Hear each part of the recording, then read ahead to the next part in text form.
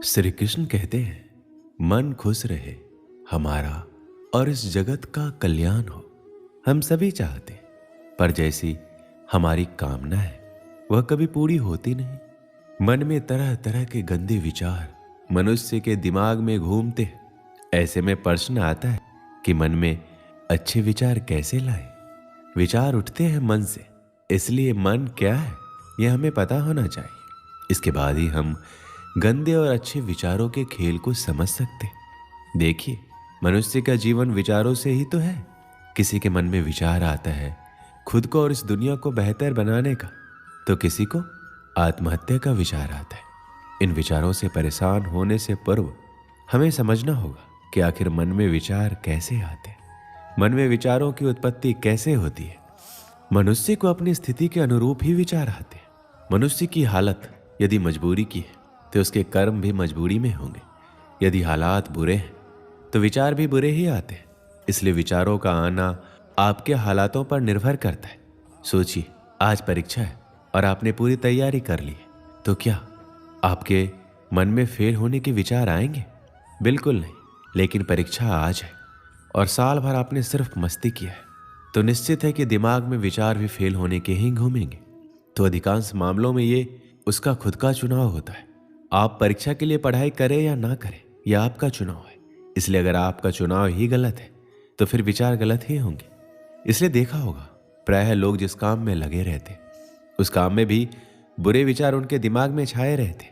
और इसका यह अर्थ कतई नहीं कि मनुष्य के विचारों का आना गलत है। मन में अच्छे विचारों का आना कोई अकस्मात स्थिति नहीं होती। कभी ऐसा नहीं होगा कि आप सुबह उठें और आपके मन में खुद को बदलने का विचार आ जाए और आपकी सभी गंदी आदतें छूट जाए और आप अपने सभी दुखों से आज़ादी पा लें। ऐसा नहीं होगा। मन में अच्छी सोच लाना इतना भी मुश्किल नहीं है।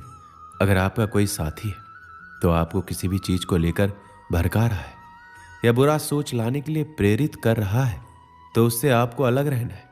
ऐसे लोगों से जितना जल्दी हो सके दूरी बना लीजिए और खुद को व्यस्त रखने की कोशिश कीजिए। जरूरी नहीं कि काम करके ही खुद को व्यस्त रखा जा सकता है।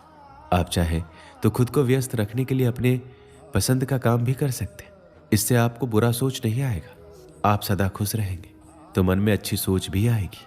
बुरी चीज़ों से दिमाग हटाकर आपको अच्छी चीज़ों पर लगाना होगा। जैसे आप शांत वातावरण में जाकर बैठे।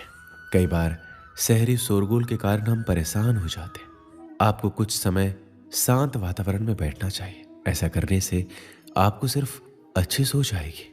अगर आप इन चीज़ों को अपने जीवन में अपनाते हैं तो आप आसानी से नकारात्मक सोच से दूर हो सकते हैं। आपके दिमाग में चाहे बुरे विचार आते हो, उसकी फिक्र करने की जरूरत नहीं है। जब आप सुबह उठे तो एक अच्छा विचार सोचें और एक अच्छा वाक्य खुद से बोलने के लिए तैयार रखें। जैसे कि मैं आज बहुत खुश हूँ, आज मेरी मनोकामना पूर्ण होगी, या मैं अच्छे विचारों वाला व्यक्ति हूँ।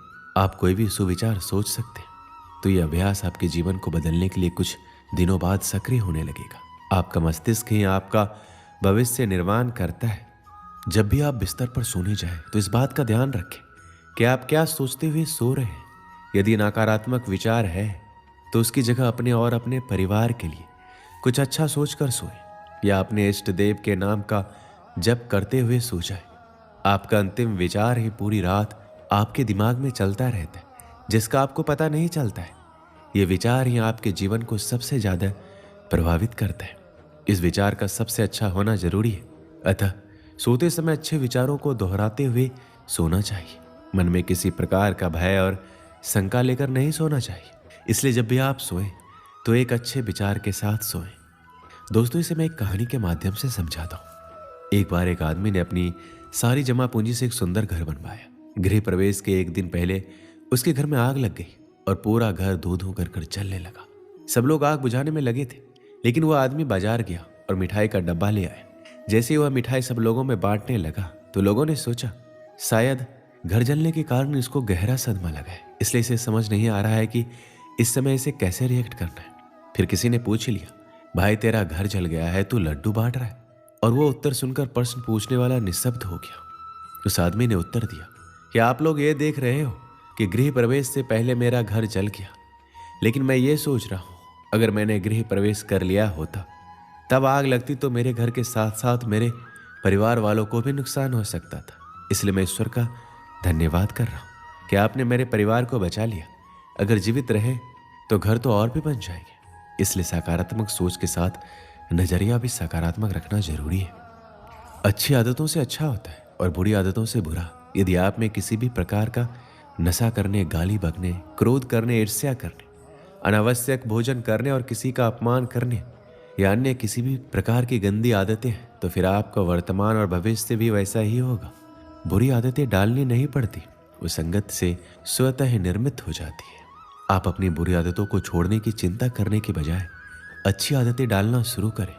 जैसे सुबह जल्दी उठना, किसी असहाय की सहायता करना, माता पिता के प्रतिदिन पैर छूना, अच्छे प्रवचन सुनना, लोगों से विनम्रता से बात करना। खुद की और अपने मित्रों की गलतियां स्वीकार कीजिए।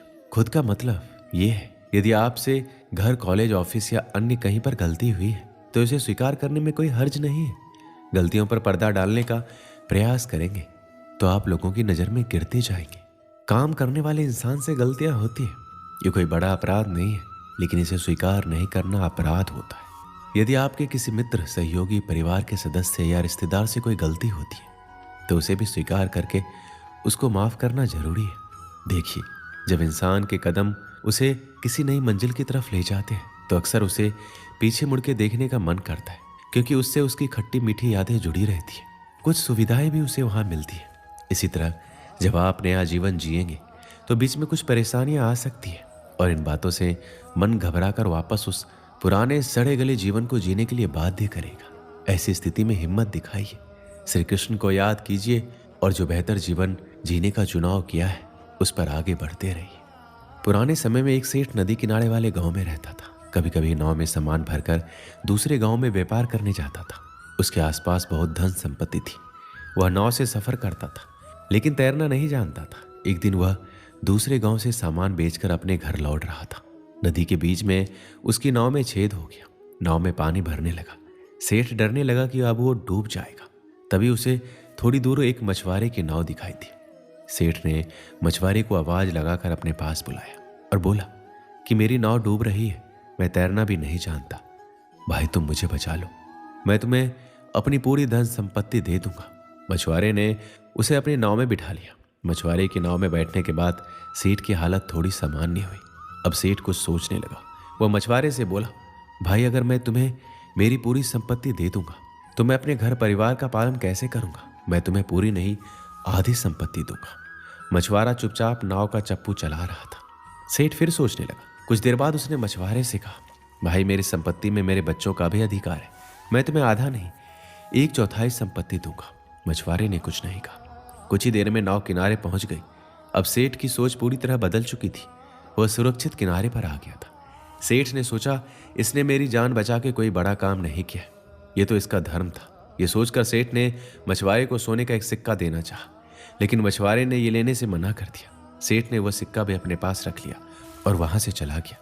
दोस्तों, इस कहानी से हमें क्या सीख मिलती है कि हमारे मन में अच्छे काम के लिए विचार बहुत कम आते हैं, और जब भी कोई ऐसा पुण्य कर्म का विचार आए तो वह काम तुरंत कर देना चाहिए।